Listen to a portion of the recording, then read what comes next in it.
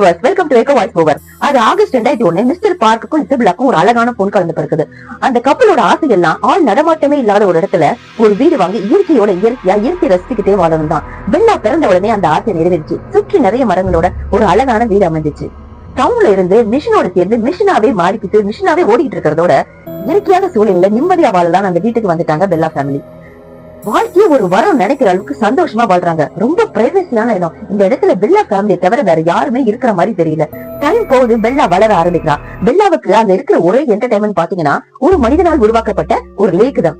Bella வீட்டுல இருந்து அந்த லேக்குக்கு போகணும்னா 1/2 கிலோமீட்டர் கார்ல போகணும். பிறகு 1/2 மணி நேரம் நடந்து போகணும். அந்த 1/2 மணி நேரத்துல முதல்ல ஒரு நீரோட வரும். அதை தொடர்ந்து போனோம்னா ஒரு ஆறு வரும். அந்த ஆறை ஃபாலோ பண்ணிக்கிட்டே போனா மனிதர்களால் உருவாக்கப்பட்ட ஒரு அழகான லேக் வரும். அதோட விஷுவலை பாக்குறதுக்கு ரொம்ப ரம்மியமா இருக்கும்.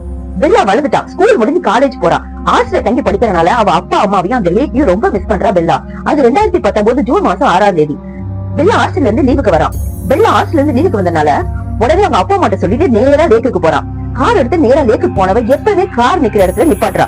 அந்த அமைதியான காட்டுல அவ நடக்கிற சத்தமும் பறவைகளோட சத்தம் மட்டும் தான் கேக்குது. பெல்லா நடக்க நடக்க அந்த காட்டுல ஒரு பெல் சவுண்ட் கேக்குது. பக்கத்துல ஏதோ நாய்க்குட்டி இருக்கும் போல அதோட சவுண்ட் தான் கேக்குது. அது கழுத்துல கட்டி விட்டு இருப்பாங்க போல இருக்கு மணி. அதனால அந்த சவுண்ட் கேக்குதுன்னு நினைச்சிட்டு நடந்துகிட்டே இருந்தா பெல்லா.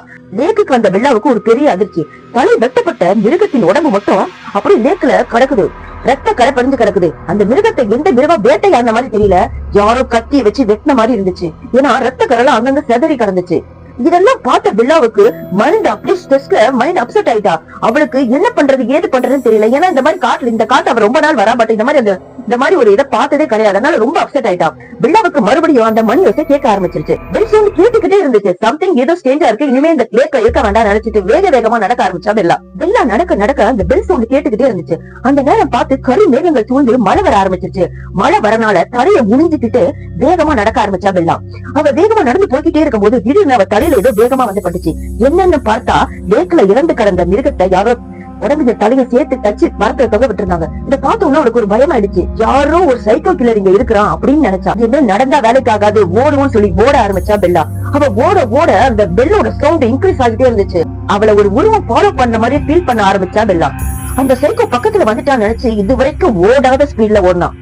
மனசுல ஒரு தைரியத்தை வள வச்சுட்டு அந்த சைக்கோ கில்லரை எப்படியாவது மெதுவா திரும்பி பாத்துடலாம்னு நினைச்சா பெல்லா. மெதுவா திரும்பி பார்த்தா. அவ பார்த்த அந்த விஷுவல் அவளை பெரிய ஆச்சரியத்துக்குள்ளாச்சு. அப்படி அவ என்ன பார்த்தானா 20 அடி உயரத்துல ஒரு ராட்சச பெண்மணி. அந்த பெண்மணியோட இடுப்புலதான் அந்த மணி தொங்க விடப்பட்டிருந்துச்சு. பார்க்க ஒரு விச்சு மாதிரி பயங்கரமா இருந்தா. உடம்பெல்லாம் பெல்லாவுக்கு நடுங்கி போயிடுச்சு. பெல்லா உடனே அவங்க அப்பாவுக்கு போன் பண்றா. அப்பா இங்க ஏதோ உன்னதமான உயிரினை துரத்துது, என்ன கொன்று போல, வேகமா வாங்கன்னு கூப்பிட்டா. அந்த விச்சு அதோட கைய பெல்லா பக்கத்துல கொண்டு வந்துச்சு. அதோட கைய பாத்தீங்கன்னா பெரிய நீளமா இருந்துச்சு. நகங்கள்லாம் ரொம்ப கூர்மையா இருந்துச்சு. அவ பக்கத்துல கொண்டு வந்துச்சு. மின்னல் வேகத்துல ஓட ஆரம்பிச்சா பெல்லா. அவங்க அப்பா அம்மாவும் காரை நிப்பாட்டிட்டு வேகமா அந்த காட்டுக்குள்ள ஓடி வந்தாங்க. பெல்லாவோட அப்பா அம்மாவும் அந்த பெல் சவுண்ட கேட்டாங்க. யாரோ ஒருத்தர் நம்ம பொண்ணை திறத்துறான். பெல்லா அப்பா அம்மாவை பாத்துட்டா. அப்பா பெல்லாவை பார்த்து உன்னை யாரு திறத்துறாங்கன்னு கேட்டாங்க. பின்னாடி வர உருவம் தான்ப்பா என்ன திறத்துறதுன்னு திரும்பி பார்த்தா பெல்லா. பின்னாடி பார்த்தா அந்த விச்ச காணோம். இவ்வளவு நேரம் என்ன துரத்துக்கிட்டே வந்துச்சுப்பான்னு சொல்ல அப்பாவும் அம்மாவும் உடனே பெல்லாவை கூப்பிட்டு அங்க இருந்து கிளம்பிட்டாங்க. அங்க இருந்து அவங்க கிளம்புற வரைக்கும் அந்த பெல் சவுண்ட் கேட்டுக்கிட்டே தான் இருந்துச்சு. உடனே போலீஸ்ல கம்ப்ளைண்ட் கொடுக்குறாங்க. போலீஸ் வந்து தீவிரமா விசாரிக்கிறாங்க. அந்த காட்டை முழுக்க அழைக்கிறாங்க. அந்த லேக்குக்கும் போறாங்க. பட் அங்க எதுவுமே இருக்கிற மாதிரி தெரியல. அப்படி ஒரு மிருகம் இறந்ததாவும் இல்ல, அங்க எந்த தடையும் அவங்களுக்கு கிடைக்கல. உடனே இங்க ஏதோ இல்லன்னு போலீஸ் ரிப்போர்ட் பண்ணிடுறாங்க. பட் என்னதான் போலீஸ் இப்படி ரிப்போர்ட் பண்ணாலும் பெல்லாவோட பேரண்ட்ஸ்க்கு அது திருப்திகரமாவே இல்ல. பெல்லாவோட பேரண்ட்ஸ்க்கு அங்க இருக்கிறதுக்கே கொஞ்சம் பயம் ஆயிடுச்சு. பெல்லாவோட பேரண்ட்ஸ்க்கு இந்த இடத்த பத்தி நிறைய டவுட் வர ஆரம்பிச்சிருச்சு.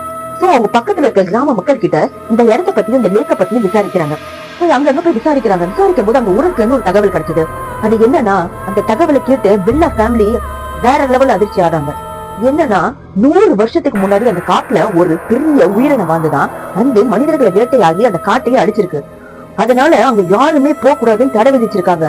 அங்க யாரும் என்ட்ரி ஆக கூடாதுன்னு போர்டு வேற வச்சிருந்திருக்காங்க. அது எக்கச்சக்கமான மனிதர்கள் கொண்டிருக்கு.